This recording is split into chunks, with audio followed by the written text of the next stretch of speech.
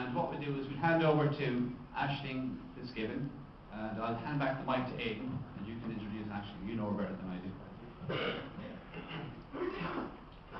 Aisling's, I've seen her at the start of her campaign with her mum a while back, and I've seen it go from just a girl talking about water to the Girl Against Fluoride has been all over the media. I don't know if you know the hot press has done the last 6 issues. The mainstream media is starting to tackle this issue, and it's quite, for me, it's just incredible to see just one ordinary person with such a powerful force for change in such a short time, and for that, you know, she has my my respect and appreciation. So please put your hands together for Aisling FitzGibbon.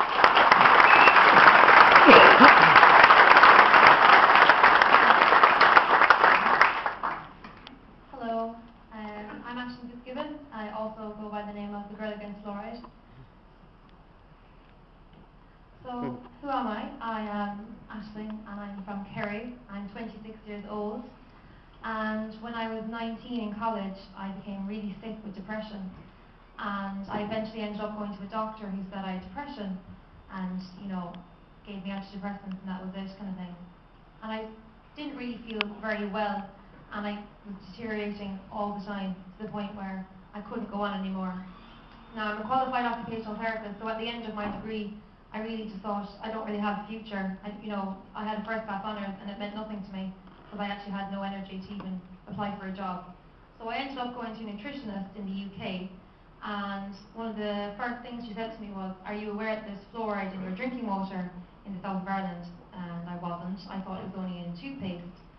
And she told me that fluoride can reduce your thyroid function, amongst other things, but mainly this can cause very, very bad depression and fatigue. So she said, stop using it, which I did. I came off all medication, and within 7 months I was fully better. So long story short anyway, I became the Girl Against Fluoride last year, based on the fact that the lady who runs the college in England, who I went to, she came over and she said, if you do anything for this country, you have to get this out of the water. And what I have discovered, what I'll talk about, has been truly horrific alongside what the banks are doing. It really is like, you know, diving into the rabbit hole and finding out.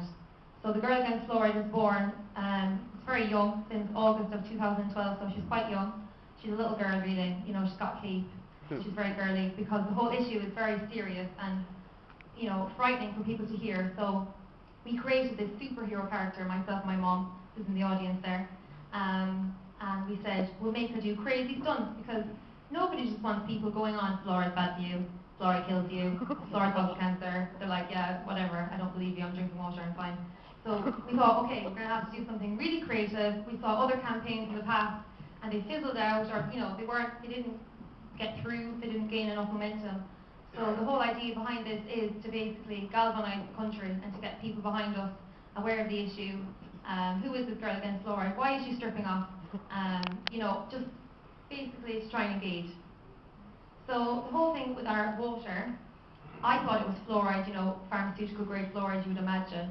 But we actually have added to our water treatment plant, hydrofluoridic acid, which not only has fluoride, but also has other contaminants like lead, aluminium, mercury, cadmium, and uranium, which you really don't want going next or near your body.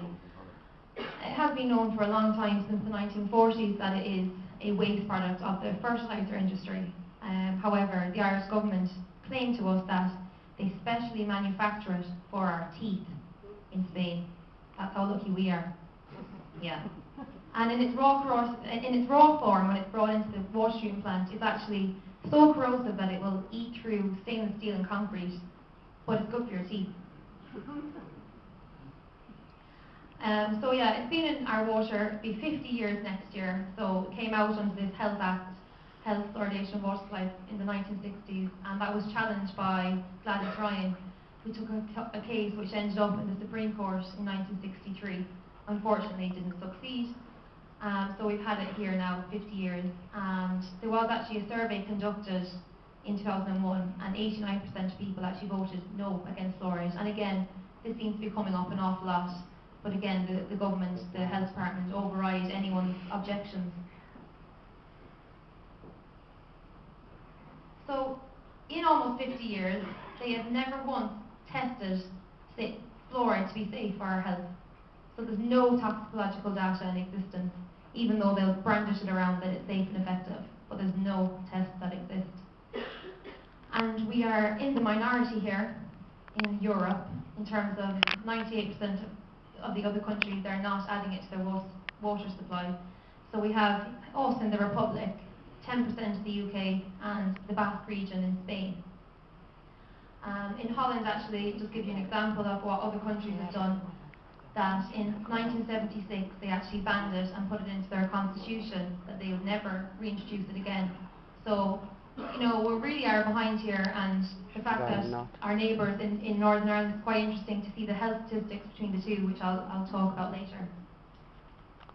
So the Department of Health in 2004, they set up this Irish expert body on fluorides and health, and these really are a propaganda device. They keep saying it's good for your teeth. They dismiss any scientific evidence. Any scientist that comes out against this, they will disregard and ridicule and make out that that person is inadequate. So this is the way it's going, and they're costing a lot of money to the taxpayer every year, this expert group, and they meet. They were meeting like 4 times a year. They do put their minutes up online, but they haven't actually met in the past year or 2 years nearly. And then we look at data from the World Health Organization. I don't know if you can currently see this, but this is a graph that was made up. It's coming from the World Health Organization, and that was in 2012. That came out anyway, showing that in Ireland actually had the worst teeth in Europe, despite the fact that we're the only country to have this mandatory policy of fluoridation. So the whole argument behind putting this in the water really is quite inadequate. Last year, there's an environmental scientist who's been researching the fluoride in Ireland, and he was horrified. Last summer he contacted us saying, "It's going to be out in the morning, this is it, I found the key information, once they find out this, they'll definitely get it out." He found that hydrofluoric acid was banned in the EU due to its lack of toxicological data in 2006. So they were using it, you see, as a biocide, a pesticide, but they looked to the company who was supplying these chemicals for their toxicological data, and they didn't supply anything, so it had to be put on this banned list. So we have an unauthorised biocide in our drinking water, but obviously it's good for your teeth. And Dr. James Riley, we have a lot of interesting letters. I'm sure Aidan Killian has had contact with this guy. He's a staunch advocate for fluoride, again, supporting the words of the expert body. But I don't think that he's a good role model, to be honest, for health. And on an international level, the whole fluoride fight is a global issue. There is a fantastic network, Fluoride Action Network, and you can find them on fluoridealert.org. I'd recommend, if you meet anyone who goes, "Oh yeah, whatever, I don't believe what you're saying, it's nonsense," they're only all, cranks and conspiracy theorists. If you go on here, this is the best database in the world. If you go on to Fluoride Alert, if you spend 2 hours on this, you will be absolutely horrified. You couldn't possibly think that fluoride was any bit to do with your teeth. And it's made up of a board of toxicologists, people in medicine, chemistry, preventive dentistry, all very highly esteemed people that are calling for an end to fluoride. So the whole thing is this myth that fluoride is good for your teeth, and I think that's perpetuated by the fact that it's in your toothpaste you find in every shop. But if you look into the history of it, it really is very sinister, and there was fantastic work done by an investigative journalist, Christopher Bryson, who in the 90s, he put out a book called The Fluoride Deception, and he spent 10 years researching the history behind fluoride and, the web of deceit surrounding this issue. And it really is like a tale, it's like a horror film. You would not even imagine it to be real, but it really is incredibly real. And it really is a matter of industry paying for their own research institutes to be set up to get their scientists to come out with fluoride's good for your teeth, so that they could dispose of their toxic industrial waste. And that's the kind of crux of it. And again, it's not only just people in science, it's also the civil servants, it's all the people that are in, water treatment plants. It's been carried out, this scam, this act of poisoning people is being perpetuated the whole time by people's inaction. And again, the HSE continue to advocate for it, but yet if you ask them for tests, they can't produce any. And then not long ago they were saying it's good to smoke. I remember my grandfather was recommended to smoke, and he ended up getting a grapefruit-sized tumour in his lung. So again, who's paying for the information? You always have to ask yourself that question. Scientists that have spoken out, I said that they have been ridiculed and discredited. And again, there was a fantastic toxicologist from the States, Dr. Phyllis Mulnex, and she spoke out against fluoride because she was testing it on rats. She was doing animal experiments, and what she found out was truly horrific. This is all documented in the Fluoride Deception, so if any of you want to do any further reading, I'd recommend that. She found when rats were given fluoridated water, they were having symptoms of ADHD and autism and cognitive defects, and she was so horrified she ended up continuing, testing more rats to see if she get the same study. So she ended up sacrificing 500 rats, and the same thing kept coming out. And again, she spoke out. She exposed her findings to the scientists in the American communities, and they all turned against her. They didn't want to know, and her funding then was withdrawn, and she never worked in academia again. And this seems to be the case with whistleblowing scientists. They do try to destroy their careers, but luckily, more and more people are braving it. And we have our fantastic guy from Cork, his name is Declan Waugh. If any of you are on Facebook, he's always posting. He basically knew nothing about fluoride 2 years ago, and it was through his friend persisting that he looked into it that he decided to spend a weekend reviewing the scientific literature. And what he found out was mind-blowing. He couldn't believe that this was happening. So he ended up putting a huge amount. He basically didn't even work. His own independent company was put on hold, and he ended up putting together this report. And this was given to the government last year. And it's not his. They're saying it's his own opinion, but he's basically bringing together international papers and putting them into a report. They're all peer-reviewed, and he's listing out the harm to human health, the environmental impact, and it's breaching almost 30 EU directives. So, he thought this would end fluoride, but again, he's being derided by the expert body. But his report has been used worldwide to end fluoride in other countries like Canada. And to me, the main kind of issue with fluoride, which was discovered by Phyllis Mulnex and also by other scientists in Harvard, the neurotoxic impact of fluoride.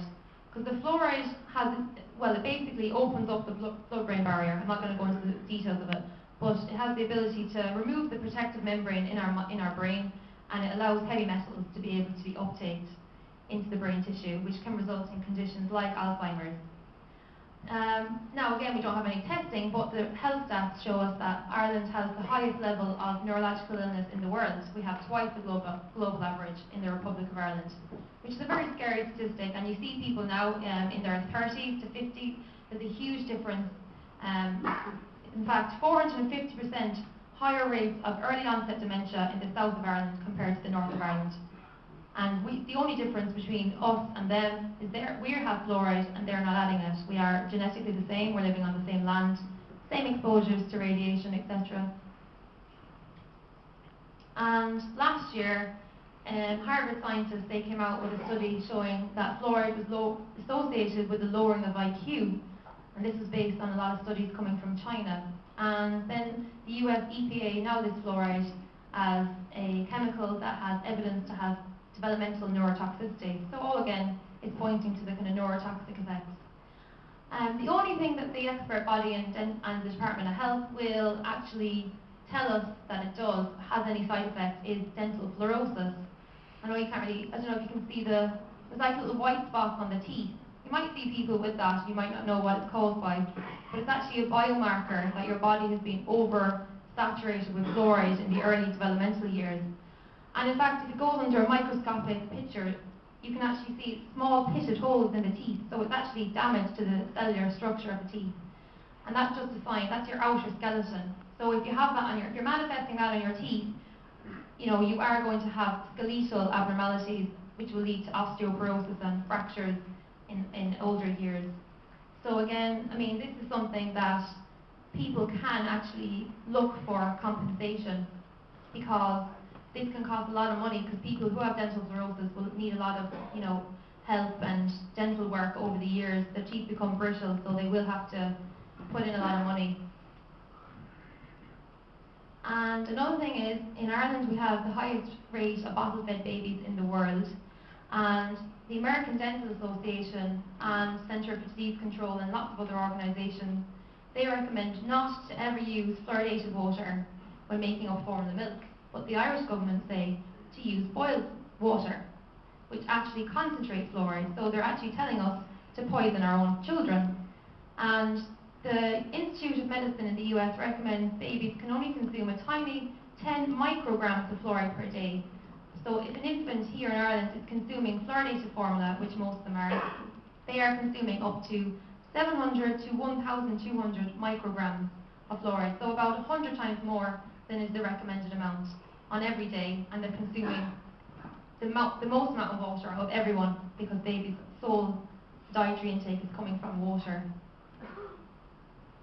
Another thing is that fluoride has been found to calcify the pineal gland, and this can cause disturbances with sleep. It disturbs the melatonin production and serotonin production. So again, people can manifest insomnia, and also it can cause early onset puberty in children.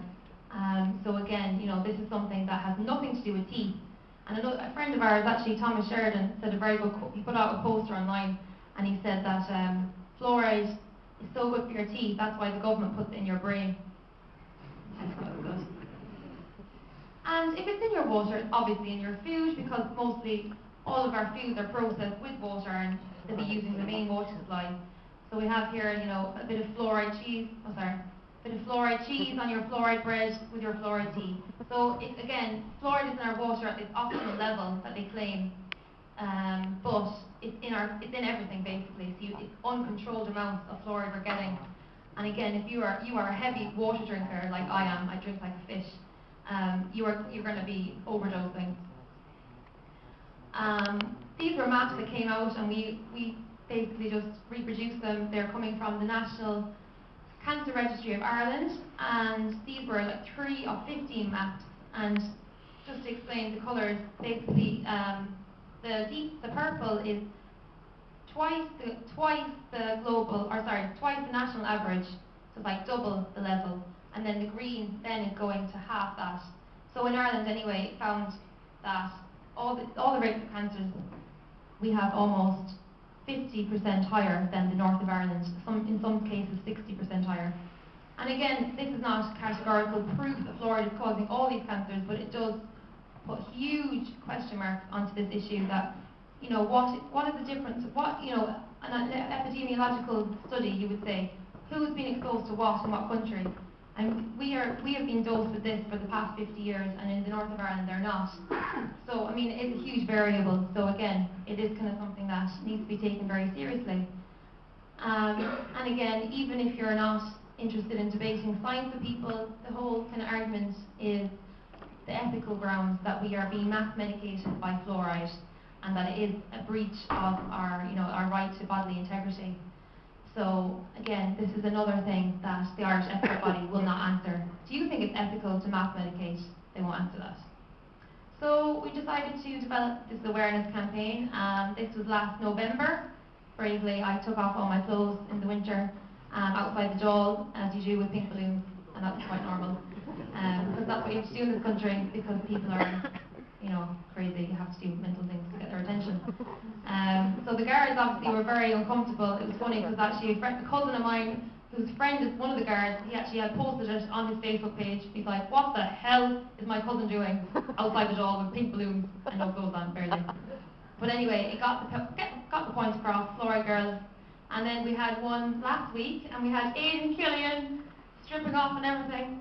Out on Grafton Street. There's my mother dressed as the Pink Panther, because she's also as mad as I am.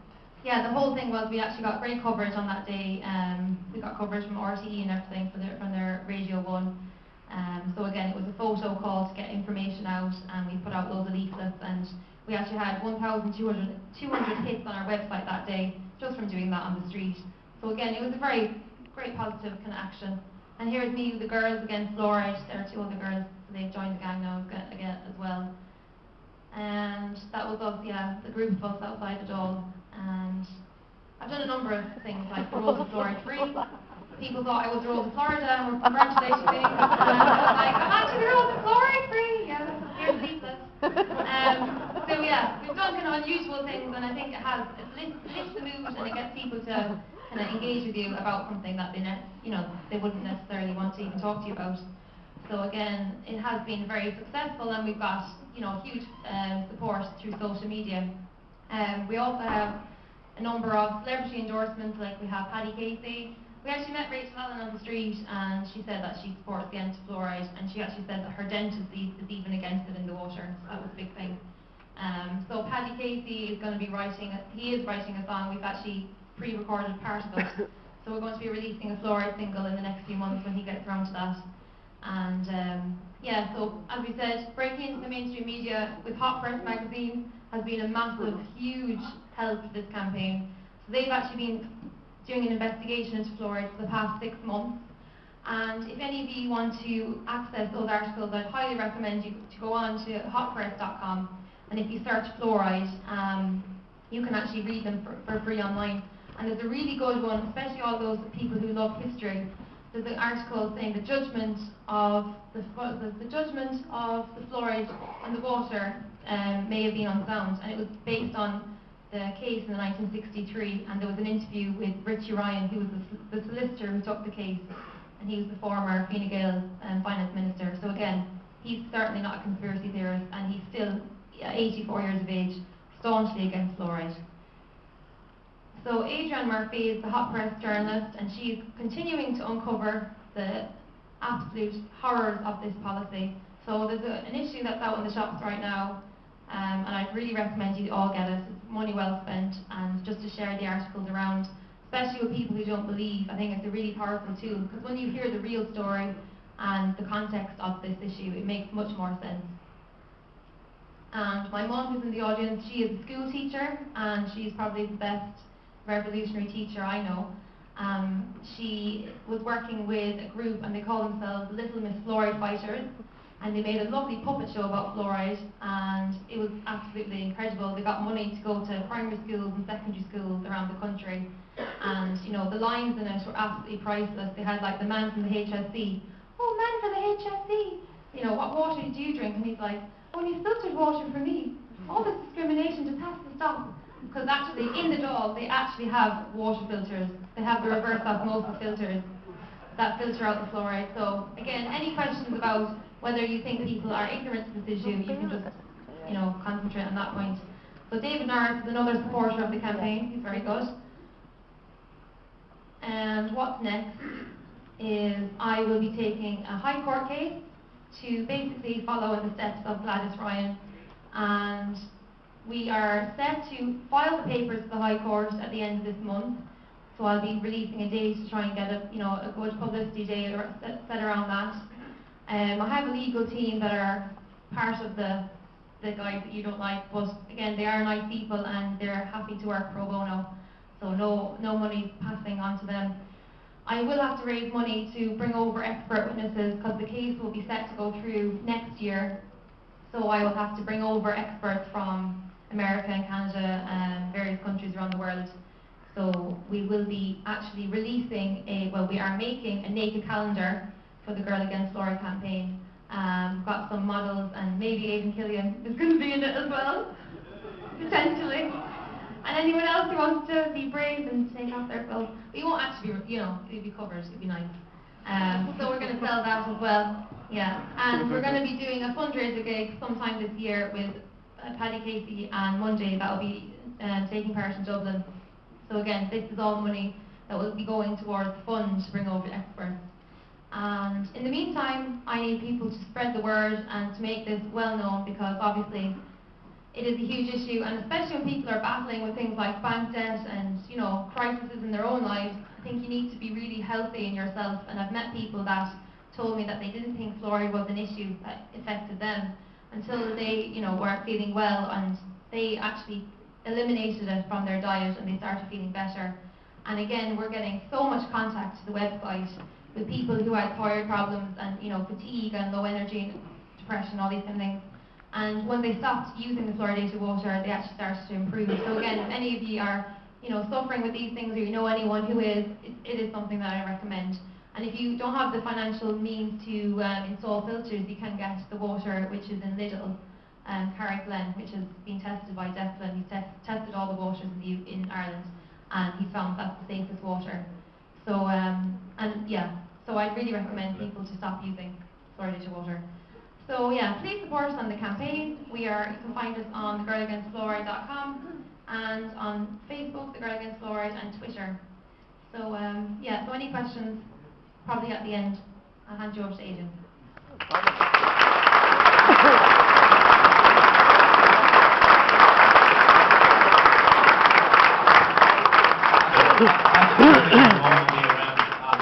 If you have any questions for them. When she was talking about the idea of doing a naked calendar, the lads in the Common Law Society said they're going to do the same. Look